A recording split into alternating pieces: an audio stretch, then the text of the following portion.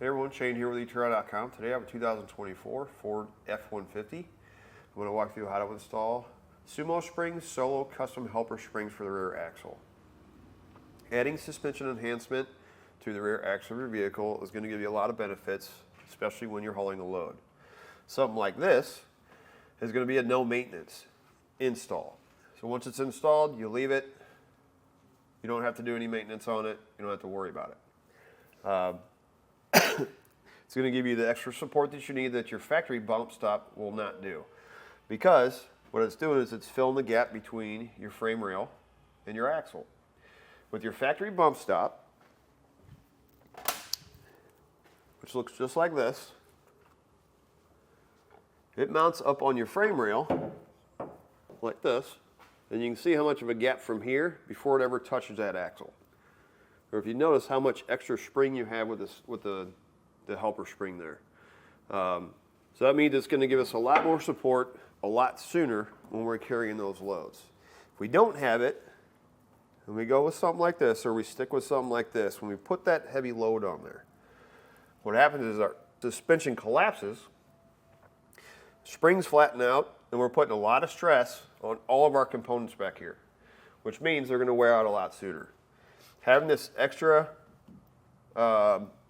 spring here, or this new spring in place to help fill that gap, is going to help keep that stress off of these components. They're going to last a lot longer for you. These are going to be progressive, which means that the lighter the load, softer the spring is going to be. The heavier the load, the more this spring compresses, the stiffer it's going to get. So it's going to help support those heavier loads as well. These are going to be individual or independent. So if you had a little bit more weight on one side, the spring's going to help support that load to help keep your vehicle from sagging more on one side than the other. Before we add weight into the back of the truck, we're going to go ahead and take a measurement of the factory ride height. It's going to be from the ground up through the center of the wheel to the bottom of our wheel well. Looking at about 40 3/4. Now let's add some weight to it and see how much it drops. Now I've added about 500 pounds to this side of the vehicle. Go ahead and take another measurement. Same way we did the first time. Now we're at 39 3/4. So it already dropped an inch with just 500 pounds. Imagine if we were to add what this payload or this truck can handle, its payload in the bed of the truck, or even putting a camper or something on the back, how much sag it's going to cause to the back of this vehicle. Now let's take it out for a ride. We'll see what our factory jounce bumper does compared to the new SumoSpring. Now I've got the weight moved over to the side with the SumoSpring on it. I'm going over some bumps here.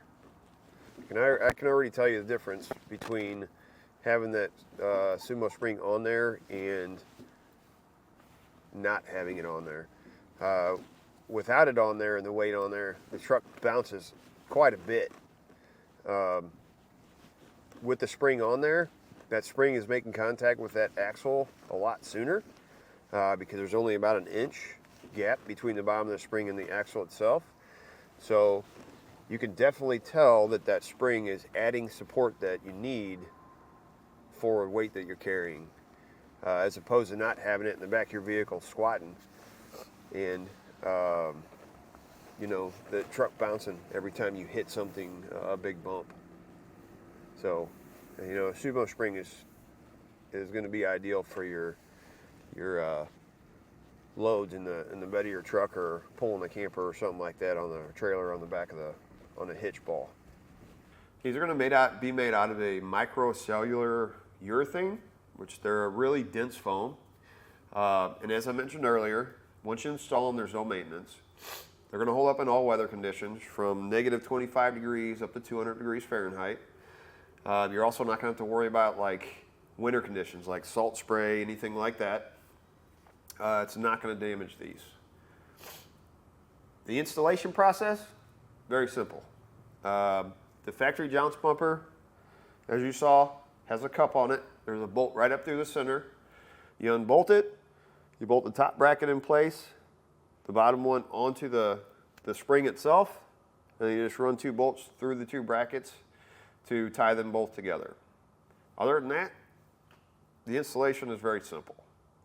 You can probably install them in about 15 minutes, 20 minutes in your driveway. If it's something you may not have the time or space to do, you can always check out our dealer locator, find someone near you that's able to put them in. If it is something you want to give it a try, I promise you can do it. Follow along with me and I'll walk through how to do it now. To start your installation, we're going to take a 13mm socket. We're going to go right up through the bottom of our factory jounce bumper.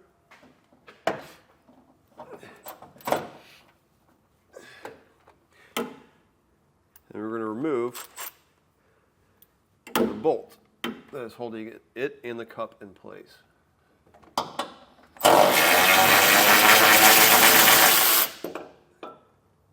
Your kit's going to come with some blue thread locker. We're not going to be putting that on for demonstration purposes because we're going to be removing these. But you want to put some on the threads of this bolt here. You're going to take this block. I'm going to line it up with that hole in the spring. I'm going to thread that bolt down in there. We'll tighten that down. 1/2-inch socket.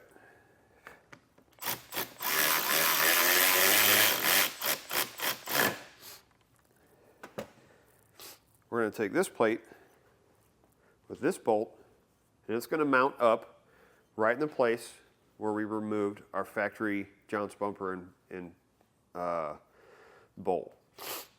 These hooks need to be on the inside of the frame rail. Take a little bit more of that thread locker. You're going to put it on this bolt. You're going to notice there's 2 holes here. Driver's side, these are on the inside of the frame rail. We're going to be using the front hole. We're going to set it in place like this. Line it up with that hole.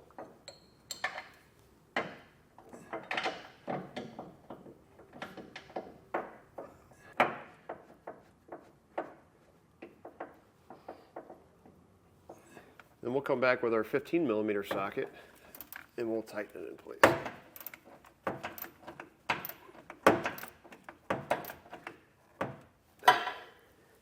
And what they're going to tell you in the instructions, they want you to measure from the top of the axle to the bottom of the frame rail. And what they want is they want an inch to 1.5 inch gap between the bottom of the axle and the bottom of your spring. We haven't let our axle drop at all. This is sitting just like it would be sitting on the street. And we have enough room.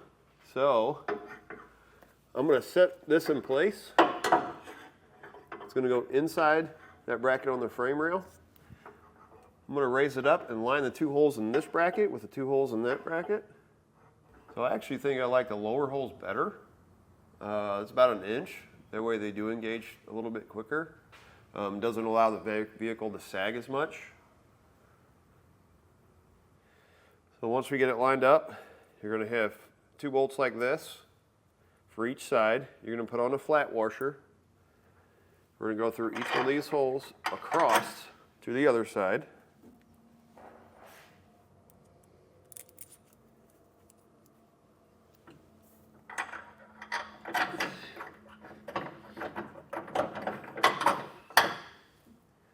On the opposite side, you're going to put another flat washer and a nut. We're going to take a 6mm Allen wrench and a 1/2 inch wrench, and we'll tighten those in place.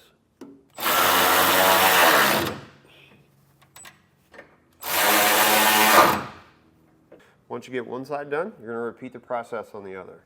It's going to do it for look at and installation of the SumoSprings rear suspension enhancement on a 2024 Ford F-150.